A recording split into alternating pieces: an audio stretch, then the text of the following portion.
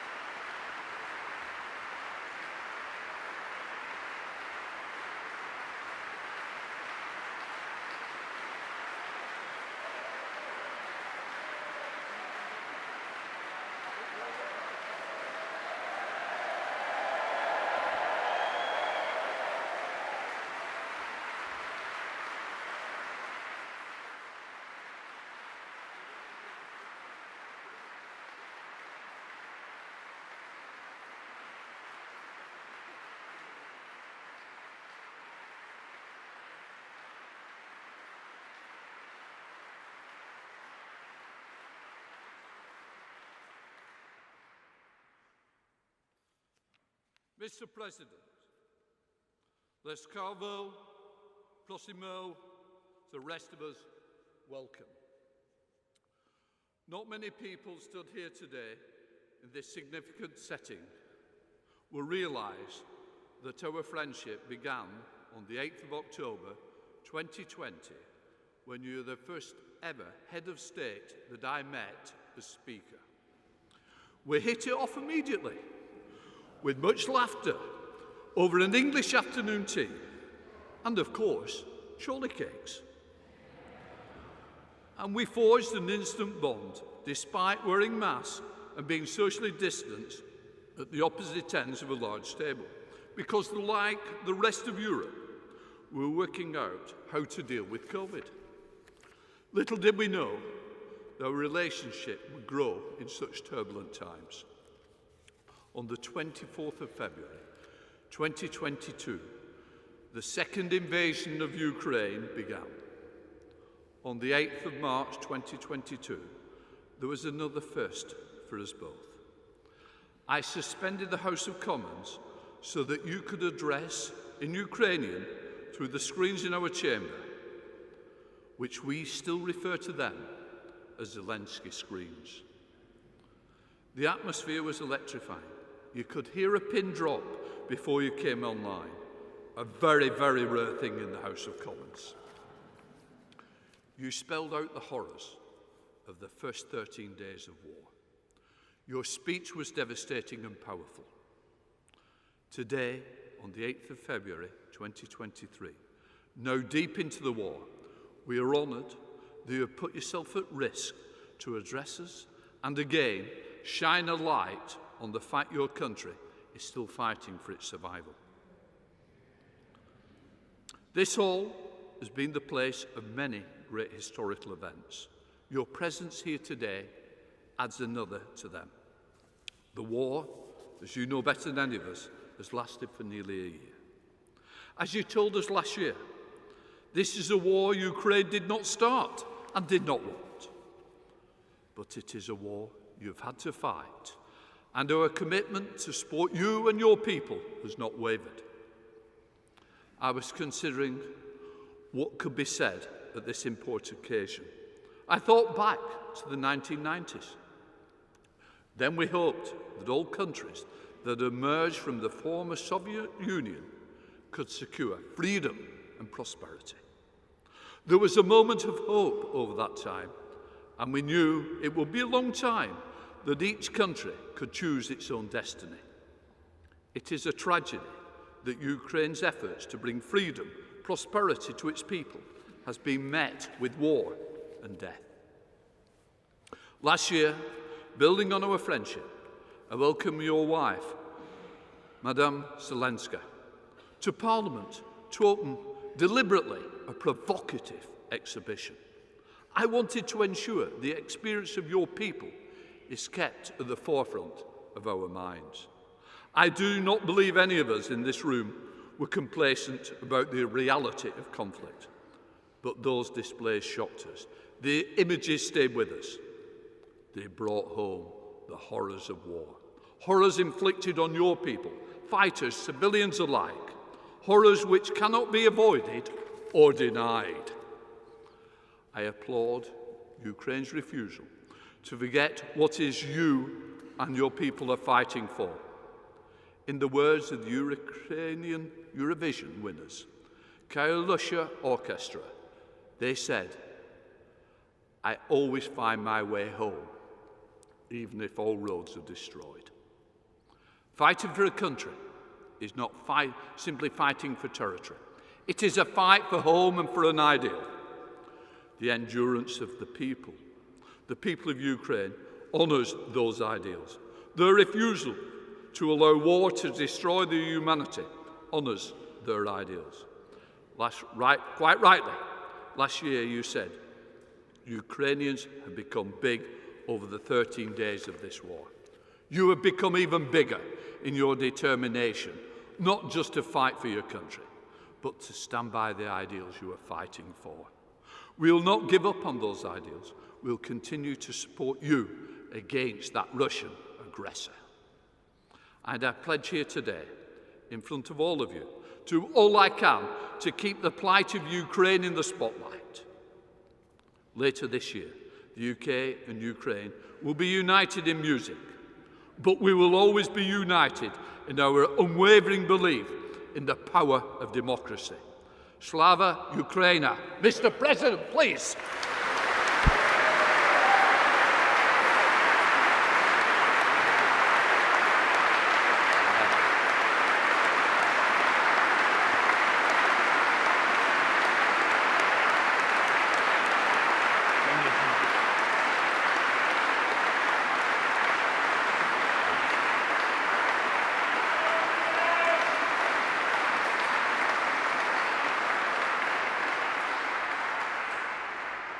Thank you so much.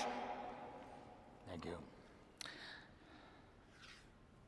The people of the United Kingdom and their honourable representatives, all the people of England and Scotland, of Wales and Northern Ireland, of all the lands which have been home to brave souls since Europe came into existence.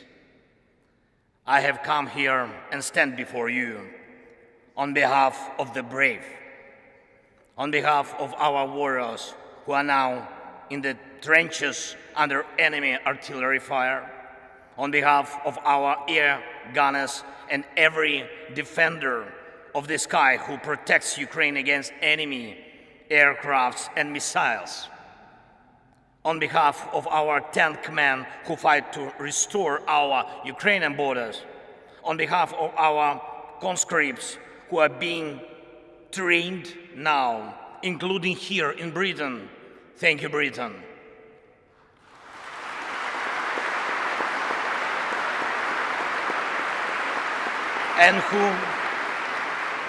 And who will be then deployed to the front line, skilled, equipped, and eager to win. On behalf of every father and every mother who are waiting for their brave sons and brave daughters back home from the war. Mr. Speaker, you may, I think, well remember as roughly more than 2 years ago, we met with you here in Parliament. Great honor was for me. And I remember we enjoyed tea. We talked, of course. We talked a lot about our people and about our countries, about the British and Ukrainian political traditions. Mr. Prime Minister Rishi, when we had our meeting earlier today, and I said to you that I would tell you, I will tell a story in my address to the Parliament, and a story about my feelings on my first visit to London as President in autumn 2020. The program was packed. Royal Highnesses William and Catherine, and Buckingham Palace and aircraft carrier of the Royal Navy, the Westminster, of course, Downing Street, and of course, the war rooms. And there is an armchair in the war room, the famous Churchill's armchair, and a guide smiled and offered me to sit down on this armchair from which war orders had been given. And he asked me, how did I feel?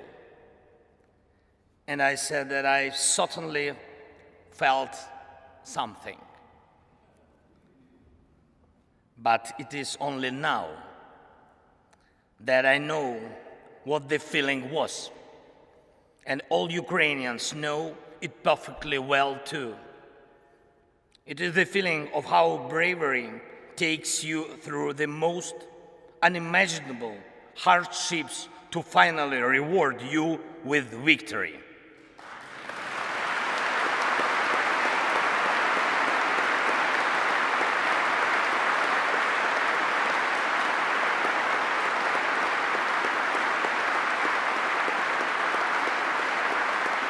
Ladies and gentlemen, I thank you for your bravery. Thank you very much from all of us. Yes, please. That is for you. All applause for you.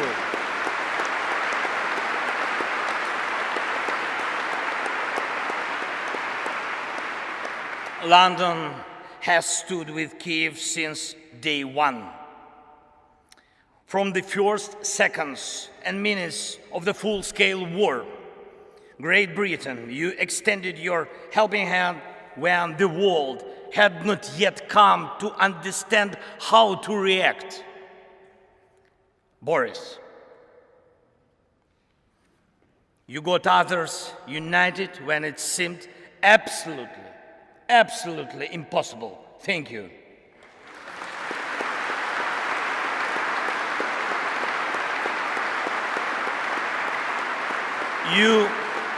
All of you all showed your grit and character back then, strong British character.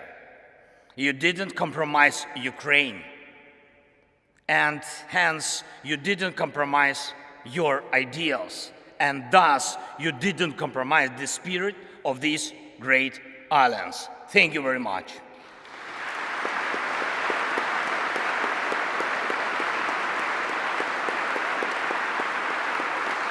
And of course, everybody understands that our countries knew absolutely different times. Our nations defended freedom in the Second World War.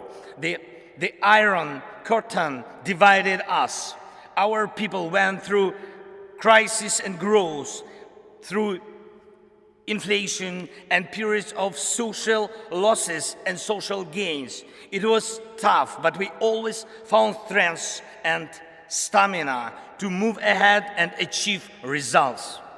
This is the bedrock of our land and your traditions. Ukrainians and Brits defeated the fear of war and had the time to enjoy peace. No matter what we encountered on different stages of our and your formidable history, and you and us and the whole mankind achieved similar result. Evil lost.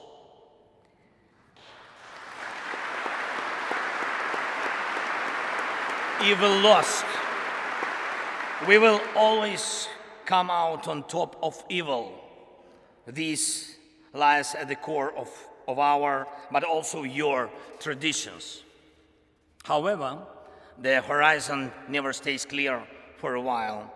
Once the old evil is defeated, the new one is attempting to rise its head. Do you have a feeling that the evil will crumble once again? I can see in your eyes now we think the same way as you do. We know freedom will win.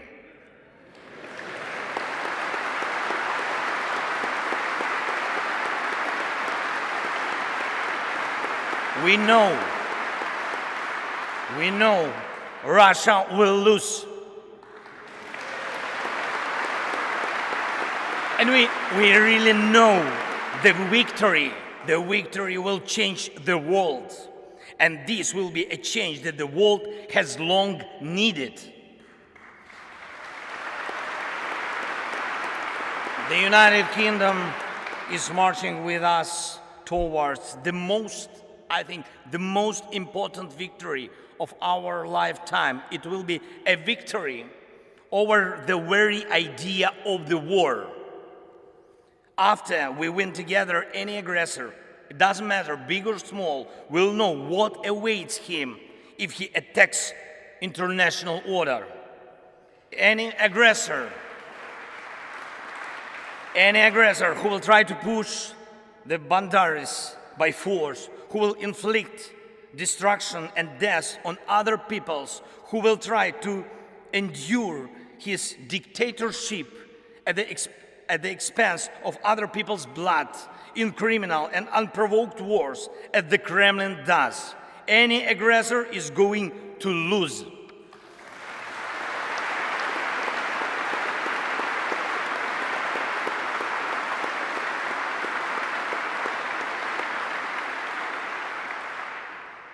Ladies and gentlemen, we have already achieved remarkable results, and we must make every effort to turn our achievements into the foundations of the future global security architecture. The world needs your leadership, Britain, just as it needs Ukrainian bravery.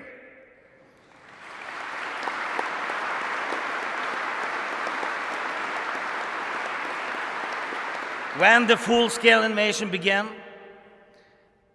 we, together with you, Britain, and United States and other allies, formed a true coalition of friends. That is very important. You were among those very few who had helped before the large-scale invasion began, exactly as it will be necessary every time in the future to prevent aggression from happening. Your help was preventive. We must take these principles of preventive aid to those who are threatened with aggression, and preventive sanctions against those who threaten aggression as basic principles of the world anti-war policy. We created a coalition of NLAW. Thank you. Of NLAW and Javelin that stopped the advance of the Russian army from the first day of the invasion.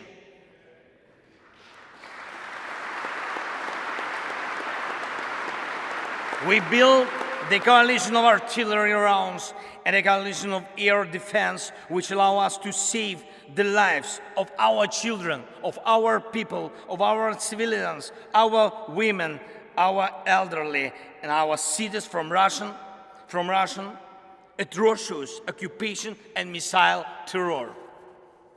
We put together a powerful sanction coalition, and your leadership is protecting international legal order through sanctions against a terrorist state cannot be questioned.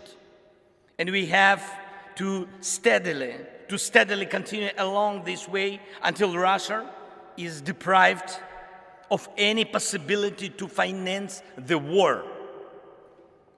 Most importantly, together with the G7, we brought about a coalition of values, a coalition that protects the rule-based world order and human rights, a coalition that will work in such a way that over time there will simply be no gray areas in the world in which human life doesn't matter. In order for it to be so, there must be justice. Anyone who invests in terror must be held accountable. Anyone who invests in violence must compensate those who have suffered from terror.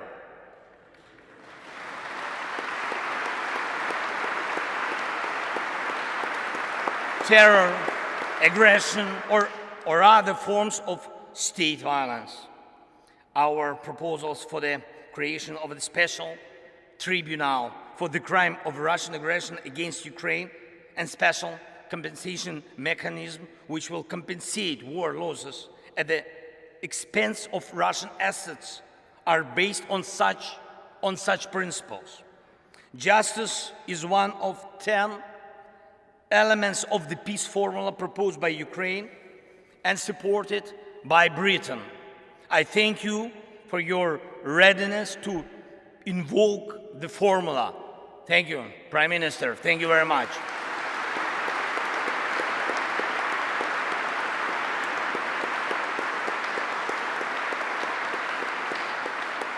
As I already mentioned, Ukrainian soldiers are being trained in Britain, in particular to operate Challengers, your main battle tanks, and it's a tank coalition in action.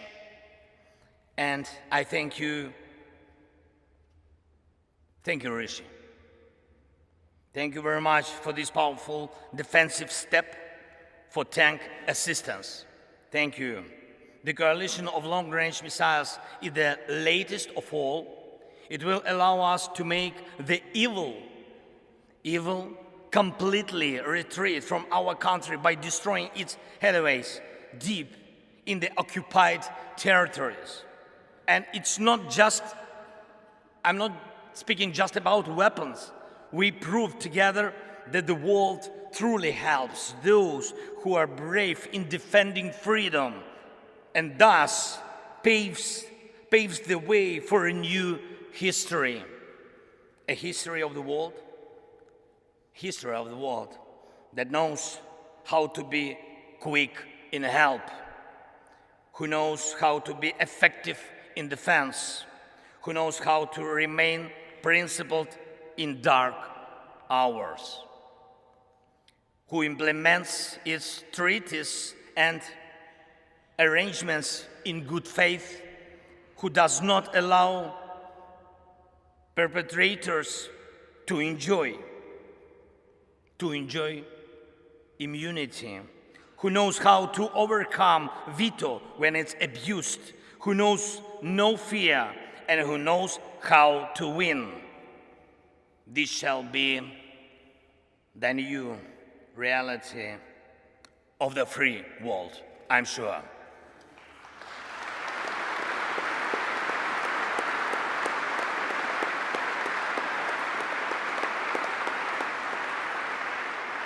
However, evil is still around today, and the battle continues. Yes, we know how it's going to end and how we are going to feel on the day victory comes. Every day we continue to pay with lives, pain and tears for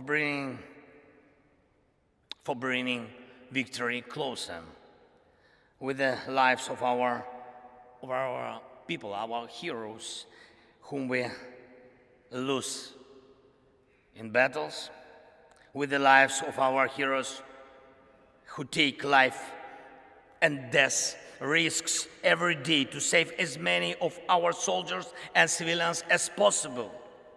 And today I will have the honor to be received by His Majesty the King.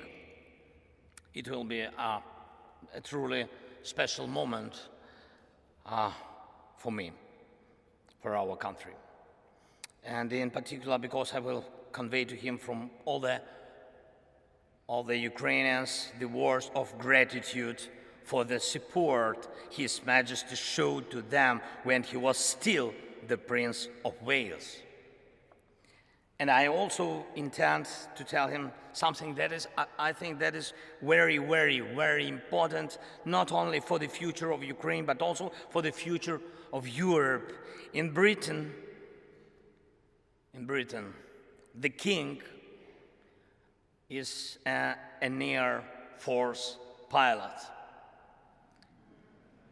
And in Ukraine today, every Air Force pilot is a king.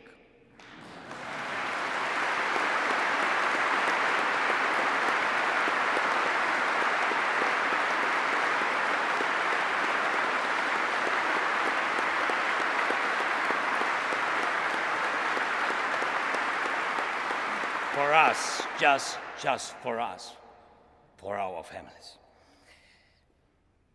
Because they are so few, they are so precious that we, the servants of our kings, do everything possible and impossible to make the world provide us with modern planes to empower and protect pilots who will be protecting us.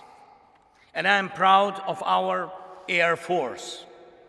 And I brought a present from them to you, Great Britain. Yes, please, open please. Yes. Yes. To the speaker. Give speaker.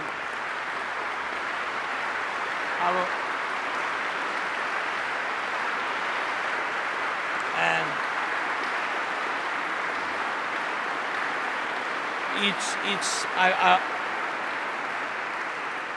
I will explain.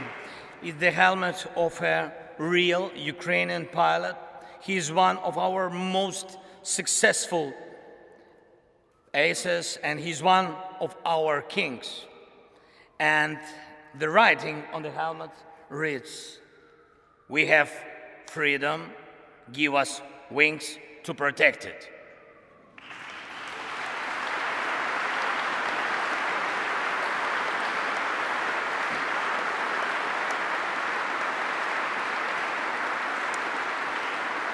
I trust this symbol will help us for our next coalition of the planes, and I appeal to you and the world with simple and yet most important words: combat aircrafts for Ukraine, wings for freedom.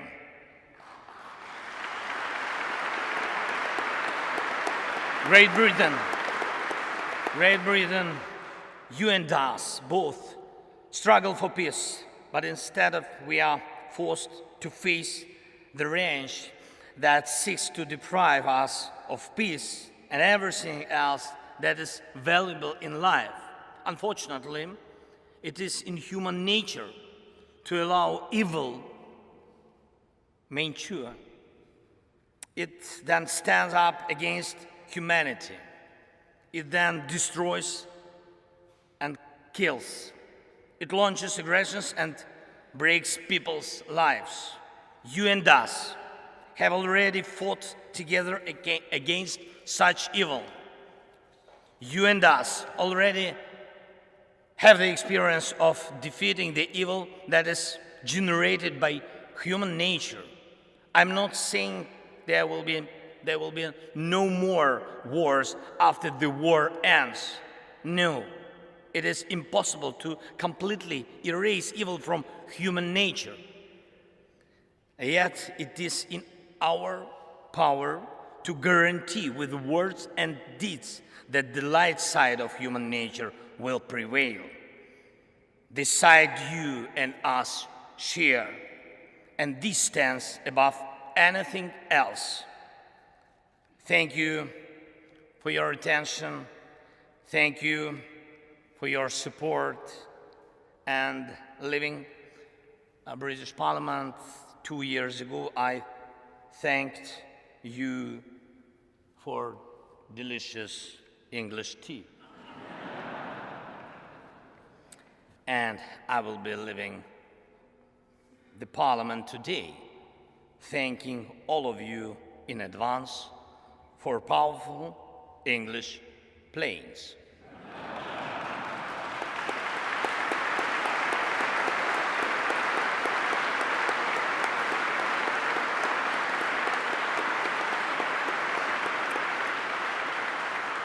By the way, it's almost 5 o'clock.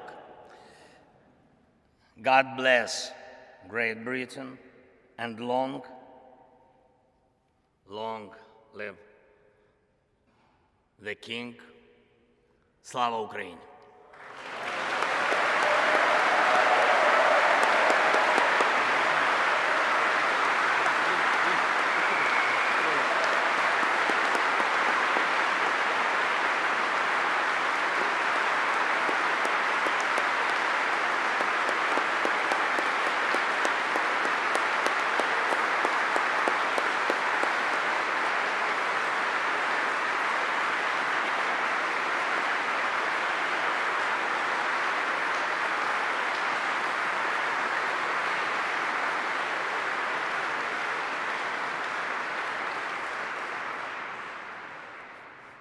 Thank you, Mr. President, for being with us today and for the powerful address that you have just given.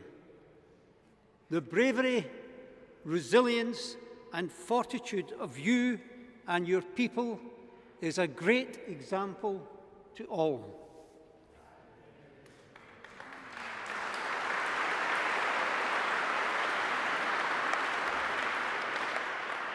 Mr. President, this great hall in which we stand, with its walls first built more than 900 years ago, has seen many speeches from great and iconic leaders. Today's event will weave a new panel in that rich tapestry of history. Thank you.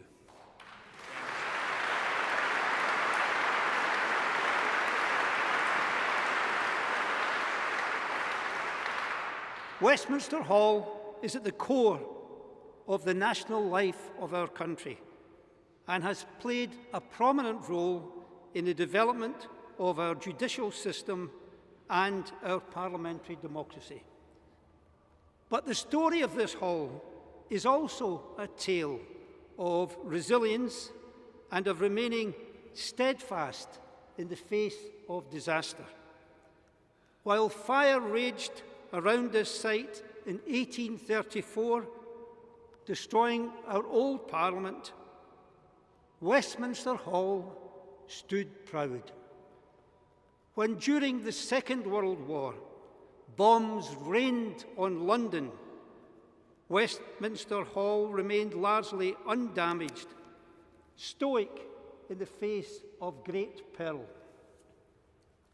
This hall reminds us that in the face of challenge and conflict, symbols of our national identity and sovereignty will endure, giving powerful and visible hope to our peoples during times of tribulation.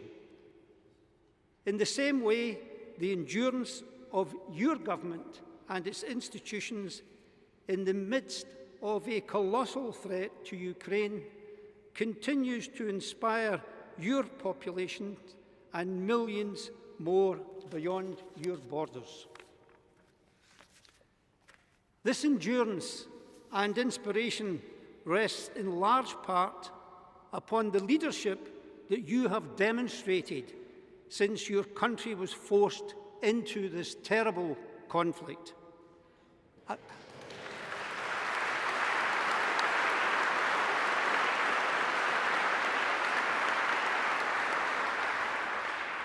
Mr. President, a conflict which you did not choose. Effective leadership demands the ability to respond to unpredictable challenges.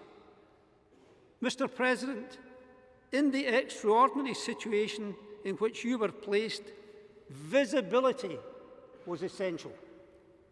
In testing times, leaders must be visible to their people.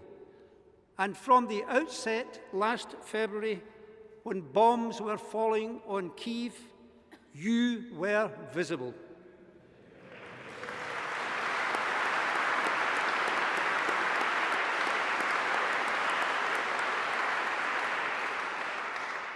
Broadcasting from the streets of your capital, you reassured Ukrainians and indeed the world of the determination of your government in the face of violent aggression.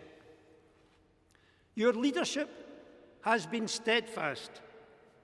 In the early days of this conflict, some suggested that the Ukrainian state could not withstand the Russian threat and that the war would quickly end. In one of your broadcasts during the early bombardment, you famously said, "We are all here." You did not leave. You showed the world that your government was still at work in Kyiv and was fully committed to the defence of Ukraine.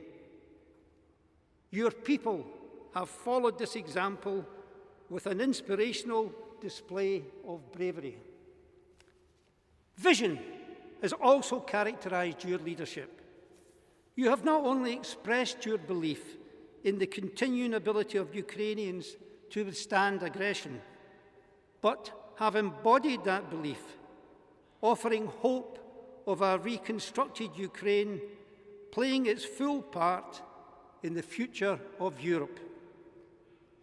That vision will continue to sustain you and your people in the difficult times ahead. Finally, a great leader never gives up. Selflessness and bringing people together are the essence of leadership. Mr. Speaker, Mr. President, you exemplify these qualities in abundance.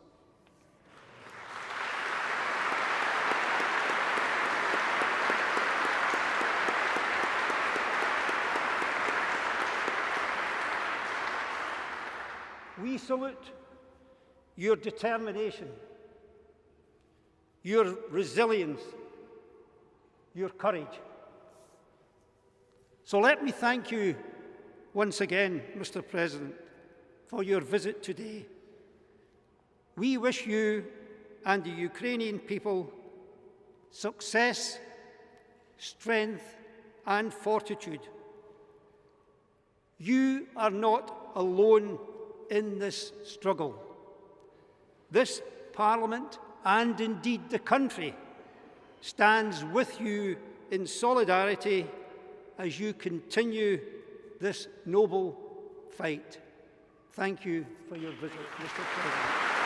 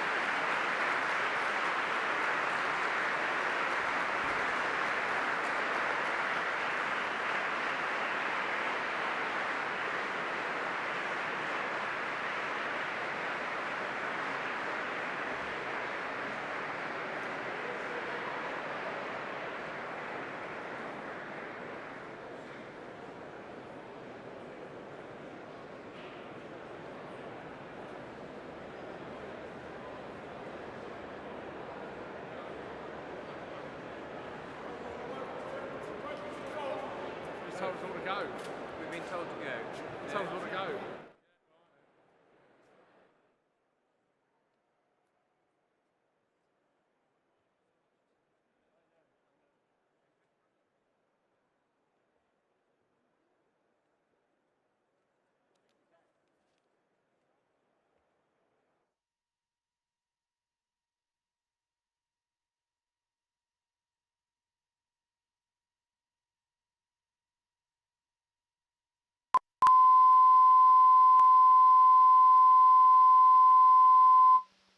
The Wilson Room.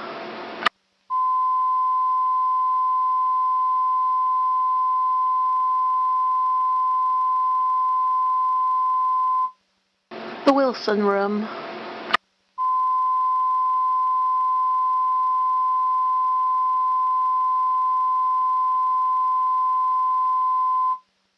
The Wilson Room.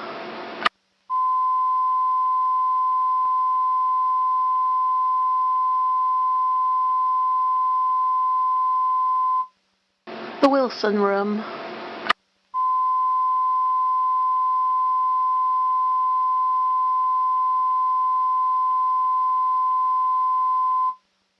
The Wilson Room.